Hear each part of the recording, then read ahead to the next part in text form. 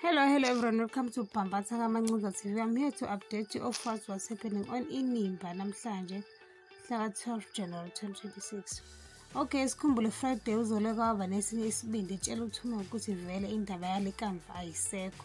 So ucela ukuthi athathe inhliziyo yakhe ifake ukuqhawekazi. Namhlanje uThuma kwavela ngombhejazana wathi isibindi esinenyiwe eceleni usithathaphi. Wathi utshela mina ukuba ufuna kuvula isifuba somntwana wami akhishwe inhliziyo. Wathi ucabanga ukuthi uzogqamalana uzongitshela ukuthi kumele ngenze ingane yami ekubeni isaphila. Yey kwashuba uThuma kwathula kwathi swayi endlini. Wabe sethi impendulo yami ithi hayi. Bathi ithi hayi namhlanje, hayi nakusasa, hayi nanoma inini na. Wathi uyanginyanyisa ungiqhela kakubi. Wabashiya kanjalo besamangele. Nohlathi ethule do. uThuma usalokhu ekhuluma njalo ngendaba kaZoleka noLazarus ukuthi engafika emzini wabo bezobatshela ukuthi benzeni ngomntwana wabo. Waze washo ukuthi nawe Hlathi akakuboni ngempela. Waze washo ukuthi yebo likamva kuphela ngemshini kodwa eyukumbulala asoze. Wathi uHlathi uma ungumzali ugcina wenza izinto ezithusayo ukuze usindise umntwana wakho. Wathi nje uThuma lento ebeyicelile umbhedo nje.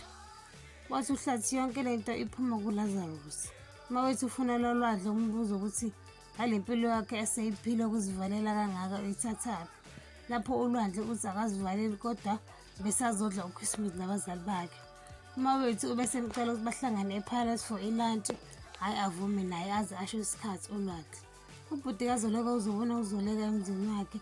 Akalindanga nokungena endlini wabesembuza ukuthi uyena kuphela yini umzali ozwa ubuhlungu.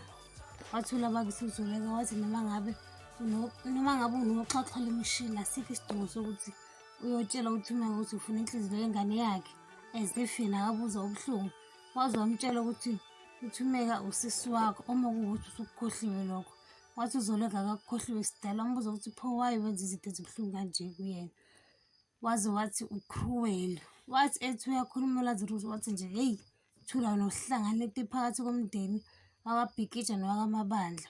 Waze wathi ubhuti kaZoleka mtasi uyazi nawe ukuthi ngihlezi ngikudefenda okwamndeni ukuthiwa ngisho izinto zingahambi kahle ngihlezi nginayo. Wathi kodwa this time asoze ngakusupport. Uma wethu utshela ulwandle ukuthi uyajabula ukuthi ufikile wabe sebuza ngale nkunzi athi wabanjwa yona ngoba uke waye ukuyobheka ngalapho abanjwa khona inkunzi kodwa alitholanga lutho luphathekayo. Washintsha ebusweni ulwandle sembuza ukuthi kanti wena why gawe wase uzenza umsesho wamaphoyisa. Avele wathi ulwandle ubaba wakhe kade emfonela ethi abayokwenza something endlini. Wasuma khona lapho wahamba. Uthe eqeda nje ukuphuma kwangena ubaba wakhe ekhuluma nefoni lena akade ethi uyakena. uZoleka uye emzini kaHlathi noThuma. Hlahlele wafika uThuma engekho ngoba vele ubefuna ukukhuluma noHlathi njengoba bakaqhawekazi. Avele wathi uHlathi lokho bekumele uqale ngakho ngaphambi kokuthi ufike noLazarus la endlini. Waze wathi yena akanaso isikhathi sokulwa naye. Wathi uZoleka uzokhuluma naye njengomzali umzali. Wathi uHlathi ungangitsheli ngama-fact. Abese eqala uZoleka indaba washo khona ukuthi noma ngabe uqhawekazi umntana wakhe kodwa ulikava kasaphili. Wathi angeke akwazi ukuphila isikhathi eside nemishini kuyena. Wathi uqhawe uma engalutholi usizo uzoshona and bazoshonela abantwana bethu. Insika ukhuluma noThuma usho khona ukuthi ubesezwile ngalento kaZoleka wabesesho ukuthi uvumelana naye uZoleka. Wathi uThuma oh sisi usecaleni lakhe. Wathi akukho njalo kodwa ukukhuluma iqiniso elibuhlungu. Washo khona ukuthi iqiniso ukuthi ulikava kuphela kwakhe akusahlangene nomzimba wakhe.